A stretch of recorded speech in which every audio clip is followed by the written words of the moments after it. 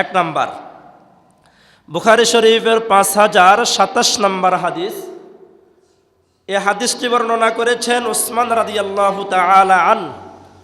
উসমান রাদিয়াল্লাহু তাআলা আনহু বলেন, হে আল্লাহর রাসূলের সাহাবীরা, হে আল্লাহর রাসূলের আগত উম্মতেরা, আল্লাহ এবং রাসূলের কাছে এই পৃথিবীর দামি মানুষকে, এই পৃথিবীর সম্মানিত মানুষকে রাসূল বলেন, খায়রুকুম মান তাআল্লামাল কুরআনা ওয়া আল্লামাহ। আল্লাহর যে বান্দাবান্দিরা কোরআন শিখে এবং অপরকে শিখায়, আল্লাহর যে বান্দাবান্দিরা কোরআনের আলোচনা করে, আল্লাহর যে বান্দাবান্দিরা কোরআনের আলোচনা শুনে, তারাই হচ্ছে এক নম্বরে আল্লাহ এবং রাসূলের কাছে সবচেয়ে ভালো মানুষ। বলেন সুবহানাল্লাহ। তাহলে এই যে কোরআনের আলোচনা শোনার জন্য আপনারা আগে আগে আসলেন, এখানে তো আমার মন বলে আমার চেয়ে আপনাদের দাম বেশি। বলে হুজুর এটা আবার কেমন কথা বললেন? সময় মতো আসতে আমি বাধ্য, কারণ এটা আমার দায়িত্ব। ঠিক কিনা কথা বলেন? কিন্তু আপনি তো চাইলে ফাযকুরুনি আযকুরুকুম ওয়াশকুরুলি ওয়ালা তাকফুরুন যখন আমরা বলি, তখনও তো চাইলে আপনি আসতে পারতেন না? তাহলে আপনারা, আমি এসেছি আমার দায়িত্বের কারণে, আপনারা এসেছেন, আমার মধ্যে দ্বীনের মোহাব্বত আছে, কিন্তু এখানে বোঝা যায় আমার চেয়ে আপনাদের হৃদয়ে দ্বীনের মোহাব্বত কম না বেশি? বেশি। তাহলে রাসূলের হাদিসের সাথে যদি মিলে যায়, তাহলে এই পৃথিবীর সেরা মানুষদের কাতারে আমাদের নাম আছে না নাই? আমার মন বলে যদি সিরিয়াল করে আমার আগে আপনাদের নাম হবে, কারণ আমি এসেছি দায়িত্বের কারণে, আপনারা এসেছেন আল্লাহ এবং রাসূলের কথা শোনার জন্য আপনারা এসেছেন। আল্লাহ রাব্বুল আলামিন আপনাদের সাথে আমাকেও আল্লাহ কবুল করে নিন, আমিন। তাহলে এই পৃথিবীর দ্বিতীয় নম্বরে সবচেয়ে ভালো মানুষ কারা? রিয়াদুস সালিহিনের 283 নম্বর হাদিস, রাসূল সাল্লাল্লাহু আলাইহি ওয়াসাল্লাম বলেন, আকমালুল মুমিনিনা ঈমানান আহসানুহুম খুলুকা। ঈমানদারদের মাঝে সবচেয়ে দামি মানুষ হলো আল্লাহর সেই বান্দাবান্দি যাদের চরিত্র সুন্দর। কি সুন্দর? আমরা অনেক সময় বলি অমুক ভাইয়ের চরিত্র ফুলের মতো, নামাজ পড়ে না এক ওয়াক্ত, আছে না নাই? তাহলে যে মানুষটা এক ওয়াক্ত নামাজ পড়ে না, যে মানুষটা আল্লাহ রাব্বুল আলামিনের বিধিবিধান মানে না, যার দাড়ি রাখতে যার কাছে লজ্জা লাগে, মাথায় একটা টুপি দিতে যার কাছে লজ্জা লাগে, এর চরিত্র কি ভালো হতে পারে? আপনার আমার মিছিলের স্লোগান হতে পারে আমার ভাইয়ের চরিত্র ফুলের মতো পবিত্র, কিন্তু আল্লাহ এবং রাসূলের কাছে এই ভাইয়ের চরিত্রের মতো নিকৃষ্ট চরিত্র কোনো মানুষের নাই। সৌদি আরবের বড় বড় মুফতি যারা, তাদের ফতোয়া হচ্ছে আল্লাহর যে বান্দা বান্দিরা নামাজ পড়ে না, সে ইমানদার বলে পরিচয় দেওয়ার কোনো অধিকার তার নাই। তাহলে মুসলমান হওয়ার জন্য শর্ত কয়টা? 5টা। কয়টা শর্ত? এক নম্বরে ইমান। এক নম্বরে কি? এই ইমান আনার পর দ্বিতীয় নাম্বার কি? নামাজ। তাহলে ভাই আল্লাহ এবং রাসূল বলেছেন ইমানদার হওয়ার জন্য শর্ত হচ্ছে 5টা। এখন গুরুত্বপূর্ণ এই 5টি শর্তের মধ্যে একটা শর্ত যদি আপনার আমার মধ্যে না থাকে, তাহলে ইমানদার বলে পরিচয় দেওয়ার অধিকার কি আমাদের আছে? আমি বেঈমান বলি না, কাফের বলি না, রাসূল বলেছেন ইমানদার বলে পরিচয় দেওয়ার অধিকার হারিয়েছে সে। তাহলে যে নামাজ পড়ে না সে চরিত্রবান হতে পারে না, যে আল্লাহ এবং রাসূলের বিধিবিধান মানে না তার চরিত্র কখনো সুন্দর হতে পারে না। রাসূল বলেছেন এই পৃথিবীর মানুষের কাছে সে দামি হতে পারে, এই পৃথিবীর মানুষের কাছে সে সম্মানিত হতে পারে, কিন্তু আল্লাহর যে বান্দা আল্লাহ এবং রাসূলের বিধিবিধান মানে না সে কখনো চরিত্রবান মানুষ হতে পারে না। আর আল্লাহ রাব্বুল আলামিনের যে বান্দাদের চরিত্র ভালো নয় সে ভালো মানুষ নয়, যার চরিত্র ভালো সে আল্লাহ এবং রাসূলের কাছে ভালো মানুষ। বলেন সুবহানাল্লাহ। হ্যাঁ, এবার আসেন আমরা প্রত্যেকটি বিষয় আমরা লম্বা করতে পারবো না, বিস্তারিত বলতে পারবো না। বিস্তারিত বললে আমরা 10টি বিষয়ে কথা বলতে পারবো না। তাহলে এই পৃথিবীর 1 নম্বরে ভালো মানুষ কারা? যারা কোরআন এবং হাদিসের আলোচনা শুনে এবং অপরকে শোনায়। দ্বিতীয় নাম্বারে ভালো মানুষ কারা? যাদের বাহিরে সুন্দর না ভিতরে সুন্দর? আমরা অনেক সময় বলি চকচক করলে কি হয় না, কিন্তু আবার যেটা চকচক করে সেটার পিছনে আমরা দৌড়াদৌড়ি করি নাকি করি না? বিয়ে করতে গেলে হুজুরও সুন্দর মেয়ে টোকায় নাকি টোকায় না? টোকায়। এমনিও ওয়াজ চলে, দিনদার খোঁজ হয়। আল্লাহ রাসূল বলেছে ওয়ালি দিন ইহা ফাসফার বিজাতিদ দিন, যদি দেখো তোমরা মেয়েটা দিনদার তাহলে তোমরা দিনদারিকে তোমরা গুরুত্ব দাও, আশা করা যায় তোমাদের জন্য ভালো হবে। কিন্তু আমরা অনেক সময় দেখি আমরা হুজুর বিয়ে করতে গেলেও কালো মেয়ে টোকাই না সুন্দর মেয়ে টোকাই। তাহলে সুন্দর টোকানোর জন্য আল্লাহ নিষেধ করে না, তবে দিনদারিতাকে গুরুত্ব দেওয়ার জন্য আল্লাহর রাসূল বলেন। তাহলে দ্বিতীয় নাম্বার হচ্ছে কি ভাই? যার চরিত্র সুন্দর সে এই পৃথিবীর সবচেয়ে ভালো মানুষ। 3 নাম্বার, হুজুরের কয় কিসে দুধে কি বলেন, একটা কথা বলেন না, দুধে ময়লা আছে, হুজুরের কথা কি নাই? ময়লা নাই। কিন্তু হুজুরের সাথে একবার লেনদেন করি দেখেন, কথা বুঝেন নাই? একবার হুজুরের সাথে 1 লাখ টাকা দিয়ে হুজুরকে দেখেন, হুজুরের কি অবস্থা। এইরকম হুজুরও আছে। এমনে মাশাল্লাহ কত সুন্দর ওয়াজ, কত সুন্দর হুজুরের আখলাক, কত সুন্দর হুজুরের লেবাস, কিন্তু দেখা যায় লেনদেন করলে আসল চরিত্র দেখা যায় নাকি দেখা যায় না? তো রাসূল বলে এই পৃথিবীর সবচেয়ে 3 নম্বরে সবচেয়ে ভালো মানুষ কারা? যারা ঋণ পরিশোধের বেলায় ভালো। বলেন সুবহানাল্লাহ। আপনাকে আমাকে আল্লাহ এবং রাসূল ঋণ করার জন্য নিষেধ করে না। স্বাভাবিক দুনিয়াতে চলতে হলে হয় আপনি আমার কাছ থেকে নিতে হবে অথবা আমি আপনার কাছ থেকে নিতে হবে, এটাই স্বাভাবিক। তো আল্লাহ এবং রাসূল ঋণ করার জন্য নিষেধ করে না, তবে ঋণটা হতে হবে নিজের সাধ্যের মধ্যে। কিসের মধ্যে? আমার ইনকাম আছে 30,000, তো আমি যদি 30 লাখ টাকা যদি ঋণ করে বসে থাকি, আমার পক্ষে দেওয়া সম্ভব? আমি ঋণ করতে পারি সর্বোচ্চ 20,000। তো এখন আমাদের দেশে আমরা অনেক আছি, আমাদের সাধ্যের বাহিরে অনেক সময় ঋণ করি নাকি করি না? তো রাসূল বলে ইন্না খিয়ারাকুম আহাসিনুকুম কদআ, মানুষদের মধ্যে 3 নম্বরে সবচেয়ে ভালো মানুষ হলো আল্লাহর সেই বান্দা যে ঋণ করার পর যার কাছ থেকে ঋণ নিয়েছে সময় মতো সুন্দর আচরণের মাধ্যমে সে ঋণ পরিশোধ করে। বলেন সুবহানাল্লাহ। রাসূল সাল্লাল্লাহু আলাইহি ওয়াসাল্লাম বলেন মাতলুল গনিয়্যু যুলমুন। অনেক সময় দেখা যায় 500 টাকা পাবে, বাসুবাজার দোকানদারে 500 টাকা পাবে। এখন কিন্তু দোকানদার বারবার বলে ভাই আমার টাকাটা দেন, দোকানে মাল নাই টাকাটা দেন। যার কাছে টাকা পাবে তার পকেটে এখনো 50,000 টাকা আছে। এই 50,000 টাকা থেকে 500 টাকার একটা নোট বের করে দোকানদারকে দিতে পারে না, এমন কিছু ইমানদার কি নাই? 5,000 টাকা পকেটে, তারপরও 10 টাকার চা বাকি দেখায়। হাজার টাকা পকেটে, সেলুনে শেভ করে বাকি রাখে। হাজার টাকা পকেটে, রিক্সাওয়ালারে বলে বিকালে আইস, এইরকম বলে নাকি বলে না? কিছু কিছু বিষয়ে আছে হারাম নয়। আপনি রিক্সাওয়ালার টাকা আপনি বাকি রাখেন কেমনে? আপনার নাফিতের দোকানে কিভাবে বাকি করেন? এটা তো একটা কি আছে, ব্যক্তিত্বের ব্যাপার আছে। আমরা না মুসলমান, আমরা না ইমানদার? ইমানদারদের ব্যক্তিত্ব কম না বেশি? তাহলে আপনি সব জায়গায় বাকি করবেন কেন? 10 টাকার একটা চা খান, চা দোকানে আপনার 2,000 টাকা বাকি, তো বেটা বিক্রি করে কত দৈনিক? তাহলে রাসূল সাল্লাল্লাহু আলাইহি ওয়াসাল্লাম বলেন সচ্ছল মানুষ যারা, যাদের পকেটে নগদ টাকা আছে, এর নগদ টাকা থাকার অবস্থায় যারা বাকি খায়। ভালোভাবে বুঝেন, আপনার পকেটে কি আছে? বাবা কথা বলে না, পকেটে কি আছে? নগদ টাকা আছে। নগদ টাকা থাকার পর যারা বাকি খায়, তারা যার কাছ থেকে বাকি খায়, আল্লাহ এবং রাসূল বলেন তারা ওই ব্যক্তির উপর জুলুম করে। বলেন নাউযুবিল্লাহ। যার কাছ থেকে বাকি নিলেন তার উপর ইনসাফ করেছেন না জুলুম করেছেন? আপনার পকেটে টাকা নাই, বাকি খান, নিষেধ করে না।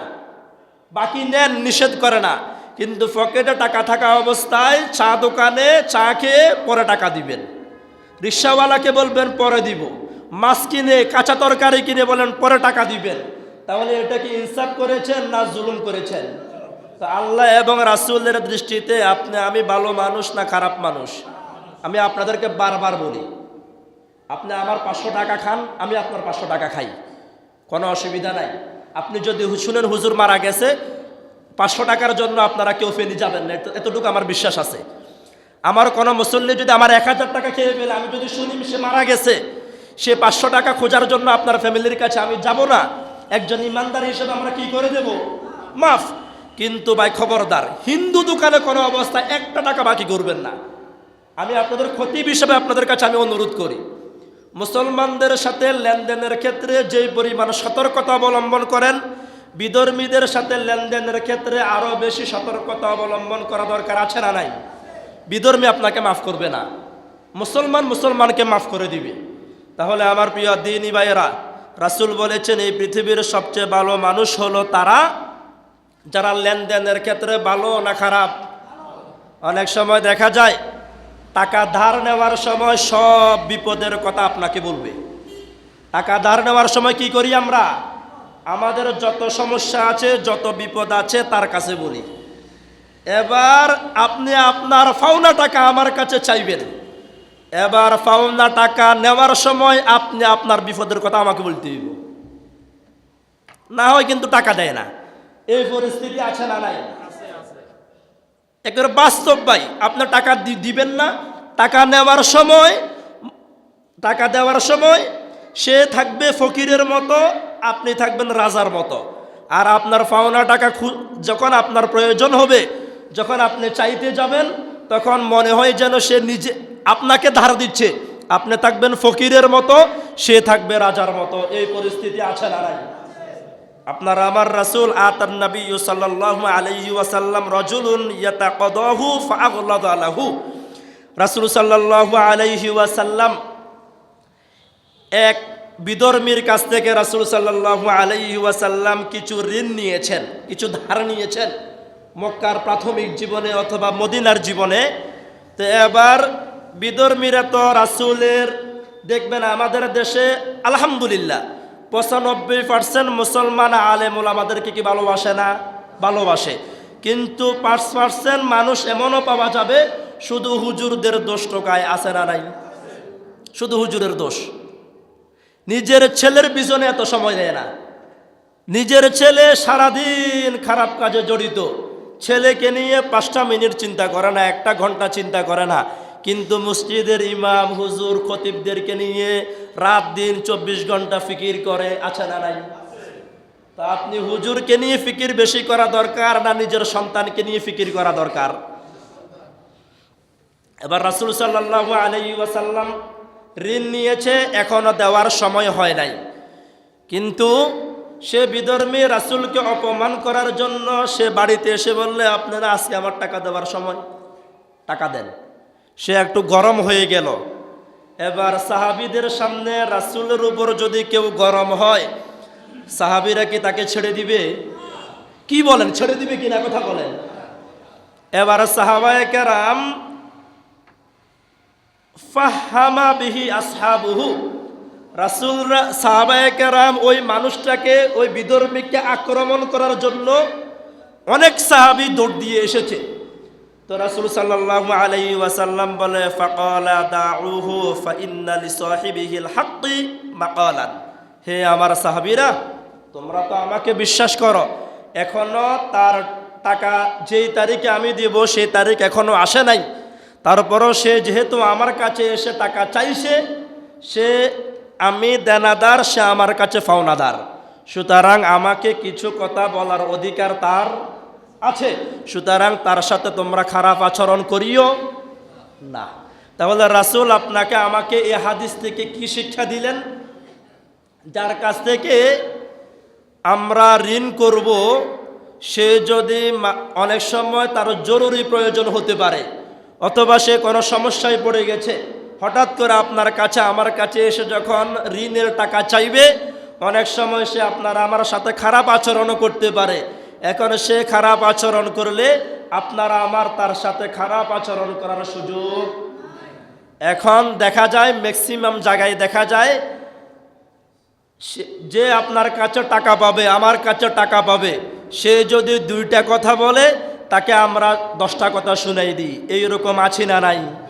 চা দোকানদার বলে, ভাই আপনার খাতায় তো 1000 টাকা হয়ে গেছে। এখন বলে, তুই কি শুরু করলি? আমি কি বাসুবাজার ছেড়ে চলে যাচ্ছি কিনা? তোর টিয়া না দেখি আমি কি এলাকা ছেড়ে চলে যাই কিনা? কি শুরু করছিস বেটা?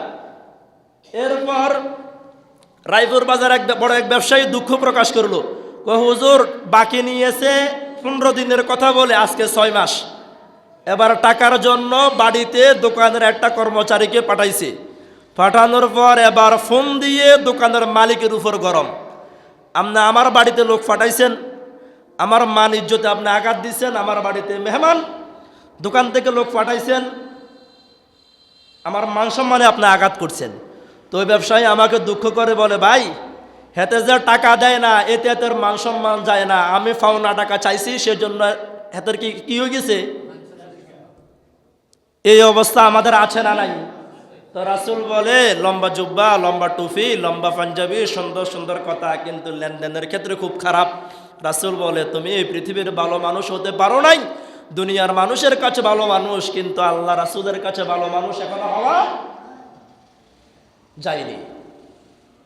আল্লাহ রাব্বুল আলামিন আমাদের করুন, আমরা সবাই বলি আমিন। 4 নম্বরে, এই পৃথিবীর ভালো মানুষ কারা? যারা সব সময় মানুষের কল্যাণ কামনা করে। সব সময় মানুষের কি কামনা করে? আমার না হোক,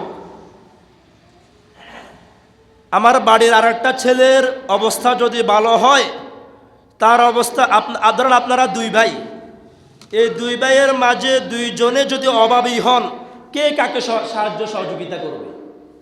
কে কার বিপদে এগিয়ে আসবে?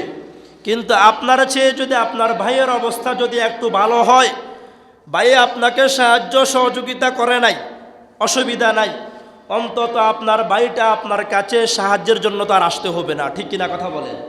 তো আপনার ভাইটা যদি সমস্যার মধ্যে থাকে, তো আপনি যে টাকা রুজি করেন সে টাকা থেকে আপনি একই মায়ের পেটের ভাই, আপনি ভালো খাবেন, আপনার ভাই না খেয়ে থাকবে, যত কিছুই হোক না কেন আপনার পক্ষে আমার পক্ষে কি সম্ভব না। তাহলে কারো ভালো দেখে আমাদের যেন খারাপ যেন না লাগে। আমরা যদি ইমানদার হয়ে থাকি, ভালো মানুষ যদি হয়ে থাকি, রাসূল সাল্লাল্লাহু আলাইহি ওয়াসাল্লাম বলেছেন, আলা উখবিরুকুম বিখিয়ারিকুম মিন শাররিকুম, তোমাদের মধ্যে সবচেয়ে ভালো মানুষ হলো আল্লাহ রাব্বুল আলামিনের সেই বান্দা। প্রথমে বলেছেন এই পৃথিবীর মধ্যে সবচেয়ে, আলা উখবিরুকুম বিখাইরিকুম, রাসূল সাল্লাল্লাহু আলাইহি ওয়াসাল্লাম বলেন মানুষদের মধ্যে সবচেয়ে ভালো মানুষ হলো আল্লাহর সেই বান্দা যে সব সময় মানুষের ভালো চায়। মানুষের কি চায়? মানুষের বিপদ আপদে ঝাঁপিয়ে পড়ে, মানুষের বিপদ আপদে মানুষকে সাহায্য সহযোগিতা করে। রাসূল সাল্লাল্লাহু আলাইহি ওয়াসাল্লাম বলেন, হতে পারে সে টাকা দিয়ে সহযোগিতা করে না, কিন্তু রাত 12টা বাজে কেউ যদি বিপদে পড়ে তাকে নিয়ে হাসপাতালে লক্ষ্মীপুর চলে যায়। এইরকম কিছু লোকই নাই? নিজের লাভ এবং লসের চিন্তা করে না। বাসুবাজার এলাকায় কোনো একটা মানুষ যদি বিপদে পড়ে দৌড় দিয়ে চলে যায়, আছে না নাই কথা বলেন? অন্তত পাশে থেকে সান্ত্বনা দে, টাকা দিয়ে সহযোগিতা করতে পারে না, এতে কোনো অসুবিধা নাই, কিন্তু পাশে থেকে কথার মাধ্যমে সাহায্য সহযোগিতা করে এমন কিছু মানুষও কি নাই? তো রাসূল সাল্লাল্লাহু আলাইহি ওয়াসাল্লাম বলেন, আল্লাহ এবং রাসূলের কাছে আল্লাহর ওই বান্দার দাম, আল্লাহ রাব্বুল আলামিনের ওই বান্দার সম্মান অনেক বেশি, বলেন সুবহানাল্লাহ। তাহলে আমার ভাই, আমরা মানুষের কল্যাণ কামনা করব না অকল্যাণ কামনা করব? বায়াতু রাসূলুল্লাহ সাল্লাল্লাহু আলাইহি ওয়াসাল্লাম, রাসূল সাল্লাল্লাহু আলাইহি ওয়াসাল্লামের সাহাবায়ে কেরাম বলেন, আমরা রাসূলের হাতে হাত রেখে শপথ করেছি। ভালোভাবে শুনুন, সাহাবায়ে কেরাম বলে আমরা রাসূলের হাতে হাত রেখে কি করেছি?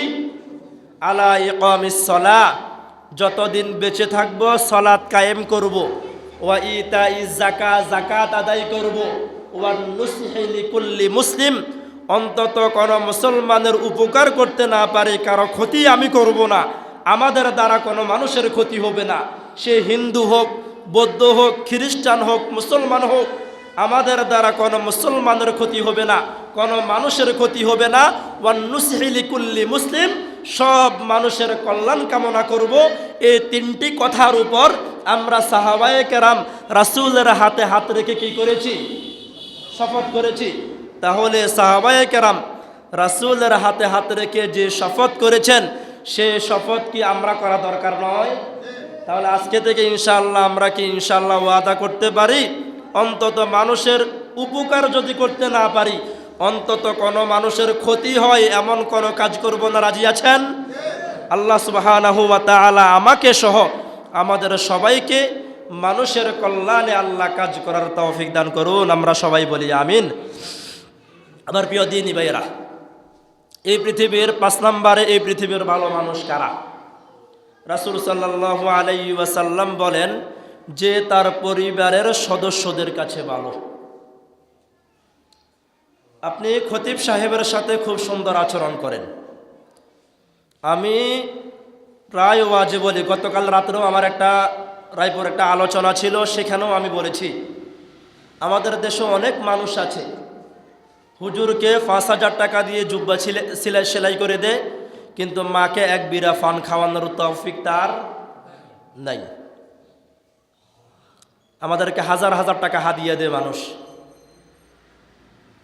একটা মাহফিলে 10-15 আইটেমের তরকারি করে মানুষ, কিন্তু বাবা মাকে এক টুকরা মাছ দিয়ে ভাত খাওয়ায় না। আছে না নাই?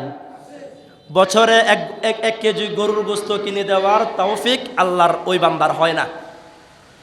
ভালো একটা বড় মাছ কিনে পিতামাতাকে খাওয়ানোর মতো সে মন মানসিকতা নাই। কিন্তু মাহফিলে আমাদের হুজুরদেরকে আপনি 10 আইটেমের তরকারি দিয়ে খাওয়ান। রাসূল সাল্লাল্লাহু আলাইহি ওয়াসাল্লাম বলেন, আমি হুজুরদেরকে খাওয়ানোর জন্য নিষেধ করি না।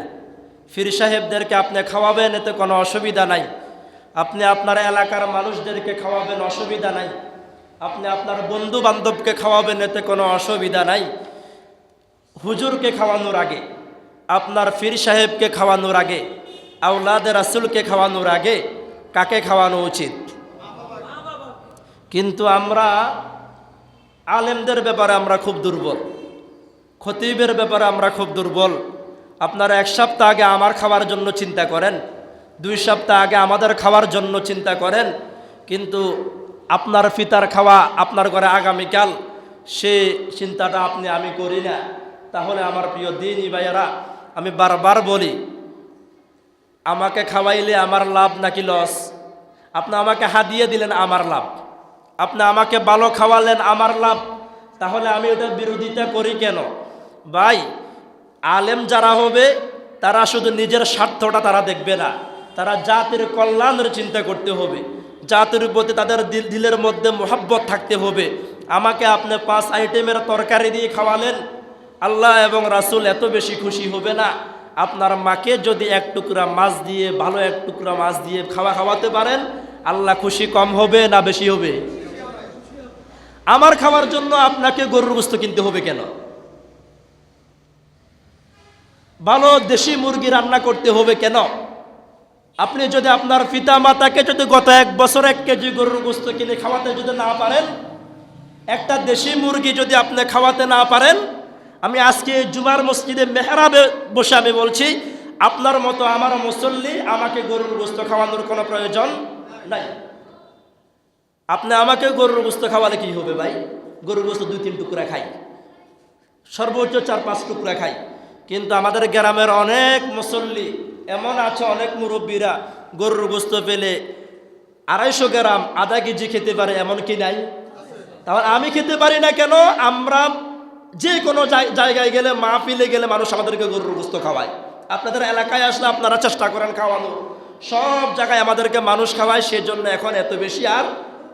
কিন্তু আপনার বৃদ্ধ বাবা, আপনার বৃদ্ধ মা, সে কুরবানের সময় গরুর গোশত খেয়েছে, এখনো আপনি সন্তান বেঁচে আছেন, 1 কেজি গরুর গোশত খাওয়াতে পারেন নাই, ভালো 1 টুকরা মাছ আপনি খাওয়াতে পারেন নাই, আপনি হুজুরের জন্য অস্থির।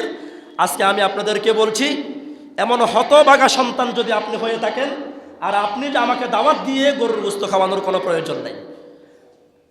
আপনি আমাকে মুরগি খাওয়ানোর কোনো প্রয়োজন নাই, আপনি আপনার পিতা মাতাকে খাওয়ান।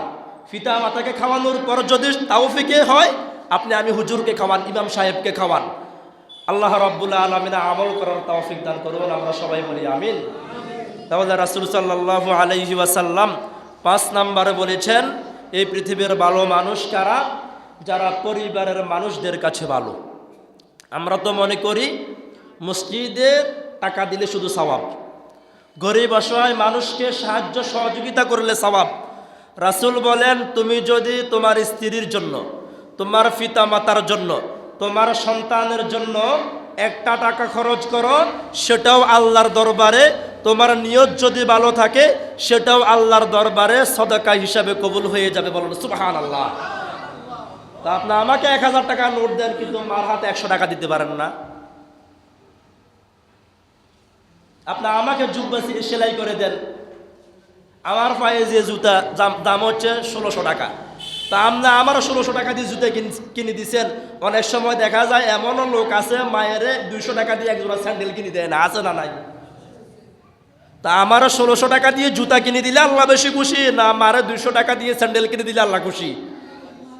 তা আমরা যে জায়গায় যেভাবে যে কাজ করা দরকার সেই জায়গায় আমরা নাই।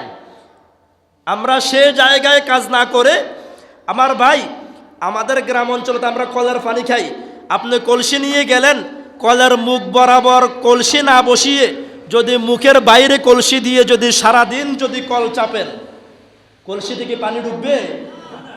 তো আপনি হুজুরদেরকে হাদিয়া দেন, আমাদেরকে আপনি হাদিয়া দেন, কিন্তু আমাদেরকে হাদিয়া দেওয়ার আগে, আমাদেরকে ভালো খাওয়ানোর আগে কাকে হাদিয়া দেওয়া দরকার? কাকে ভালো খাওয়ানো দরকার? পরিবারের সদস্যদেরকে আগে ভালো খাওয়ান, তারপর হুজুরের চিন্তা করেন। আল্লাহ রাব্বুল আলামিনের হাবিব বলেন, ভালো মানুষ হতে হলে হুজুরের খাওয়ার জন্য 1 সপ্তাহ আগে চিন্তা করবা, তুমি ভালো মানুষ নয়। পরিবারের মানুষদেরকে ভালো খাওয়ানোর চিন্তা 1 সপ্তাহ আগে করো, তুমি আল্লাহর কাছে ভালো মানুষ হয়ে যাবে। বলেন সুবহানাল্লাহ। 6 নম্বরে, এই পৃথিবীর ভালো মানুষ কারা? যাদের লম্বা হায়াত দিয়েছে আল্লাহ, যাদেরকে এ লম্বা হায়াত পেয়ে যারা আল্লাহর ইবাদত বন্দেগী করে। খায়রুন নাসি ইনদাল্লাহি সুবহানাহু ওয়া তাআলা মান তালা উমরুহু ওয়া হাসুনা আমালুহু। রাসূল বলেন, এই পৃথিবীর সবচেয়ে ভালো মানুষ তারা যাদেরকে আল্লাহ সুবহানাহু ওয়া তাআলা লম্বা একটি হায়াত দিলেন। এই লম্বা হায়াত পেয়ে যারা আল্লাহর ইবাদত বন্দেগী করে, আল্লাহ সুবহানাহু ওয়া তাআলা তাদেরকে ভালো মানুষদের তালিকায় অন্তর্ভুক্ত করেন। বলেন সুবহানাল্লাহ। ভাই, দুনিয়ার জীবন সামান্য জীবন। অনেকে বলে এত অত্যাচার, এত নির্যাতন আল্লাহ কি দেখে না? ভাই, দুনিয়ার আপনার আমার ক্যালেন্ডারে 1 বছর হয় কত দিনে? 300 কয় দিনে কথা কয় না ভাইরা? তো আপনার আমার দুনিয়ার ক্যালেন্ডার আর আল্লাহর ক্যালেন্ডার কি এক? আল্লাহর কাছে আপনার আমার দিনের ঘন্টা হচ্ছে একদিনে কয় ঘন্টা? 24 ঘন্টা। আর রাসূল সাল্লাল্লাহু আলাইহি ওয়াসাল্লাম বলে 50 আলফা সানা, আল্লাহর ক্যালেন্ডারে একদিন হচ্ছে 50,000 বছর। কত বছর? আপনি এখন 20 বছর নির্যাতন আল্লাহ কি দেখে না? আল্লাহর কাছে তো একদিনের 1 ঘন্টাও হয় নাই। তাহলে আমার ভাই, তাহলে আখেরাতের একদিন দুনিয়ার সমান সমান কত বছর?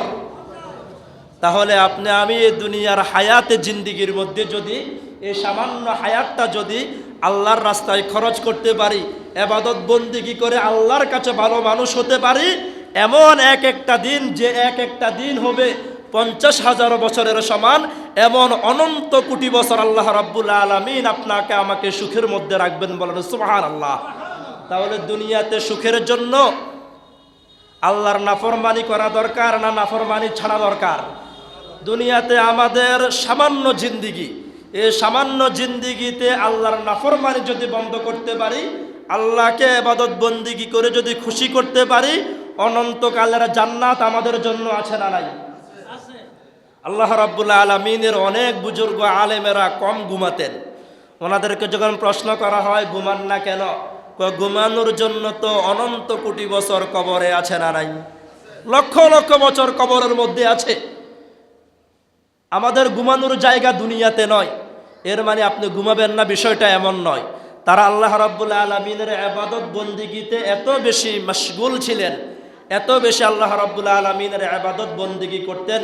তাহলে আমাদেরও আল্লাহর ইবাদত বন্দিগি করা দরকার আছে না নাই? 7 নম্বরে আল্লাহ রাব্বুল আলামিনের কাছে এই পৃথিবীর সবচেয়ে ভালো মানুষকে যারা তাদের প্রতিবেশীর সাথে সুন্দর আচরণ করে। কি আচরণ করে? আপনার গায়ের জামা পছন্দ হয় নাই, পরিবর্তন করা যায়, ঘরের ডিজাইন পরিবর্তন করা যায়, কিন্তু প্রতিবেশীকে পাল্টানো যায়? তাহলে আমার প্রিয় দিনী ভাইয়েরা, অমায়িক ব্যবহার যার মুখে আছে পৃথিবীও ঋণী হয় ঠিক তার কাছে। তাহলে আপনার আমার প্রতিবেশী শুধু খারাপ, বিষয়টা এমন নয়। দেখা যাবে আমাদের গ্রামের ভাষায় আমরা বলি এক হাতে তালি বাজে না। তাহলে প্রতিবেশীরও দোষ আছে, আমাদেরও দোষ আছে।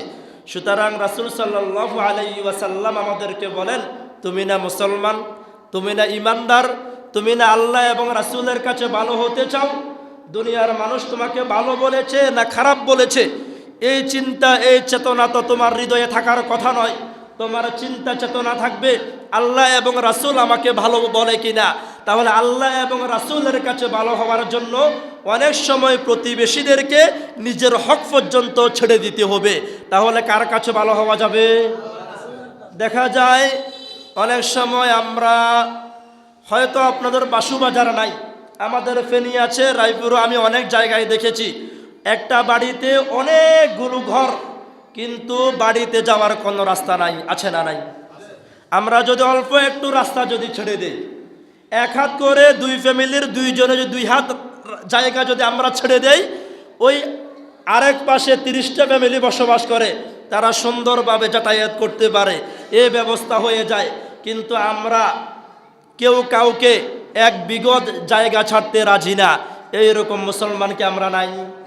তাহলে রাসূল সাল্লাল্লাহু আলাইহি ওয়াসাল্লাম বলেন, তুমি যদি তোমার প্রতিবেশীকে তুমি যদি জায়গা করে দাও, তোমার জন্য আল্লাহ রাব্বুল আলামিন জান্নাতের মধ্যে জায়গা করে দিবেন। বলেন সুবহানাল্লাহ।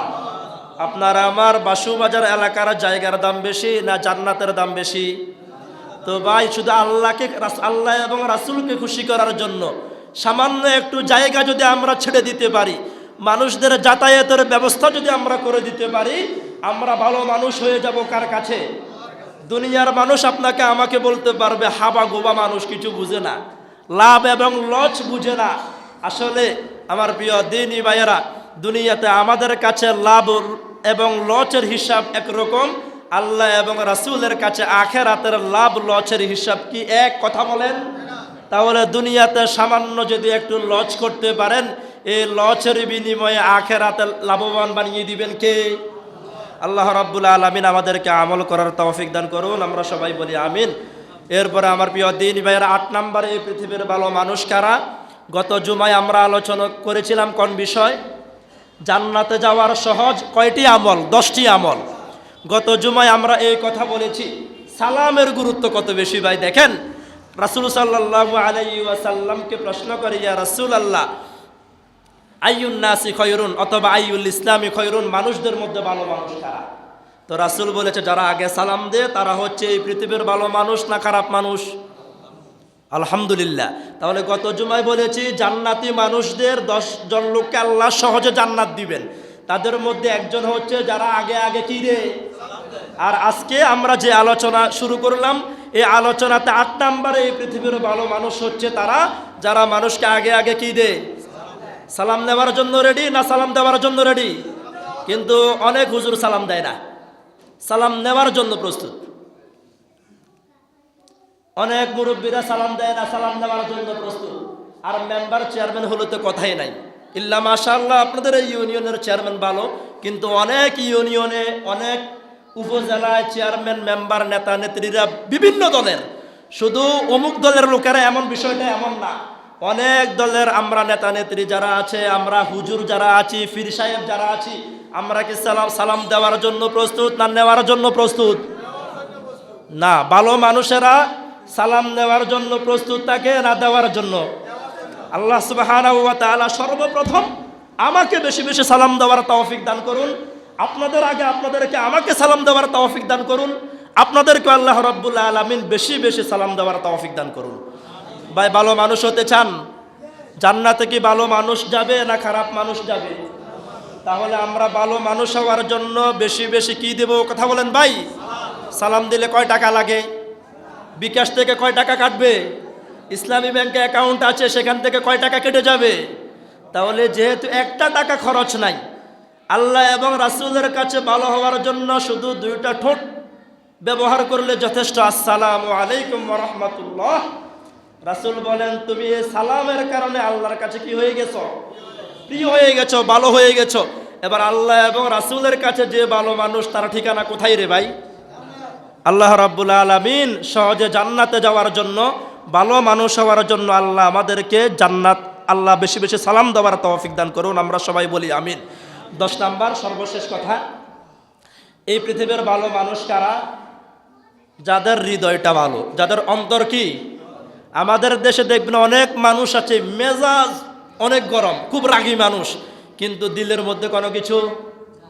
একটু আগে আপনার সাথে দ্বন্দ্ব হয়েছে, এবার আপনি বিপদে পড়ে ডাক দিলেন, গিয়ে দেখবেন সবার আগে সে ছুটে আসে। এরকম কিছু মানুষ কি নাই? 3 শ্রেণীর মানুষ আছে।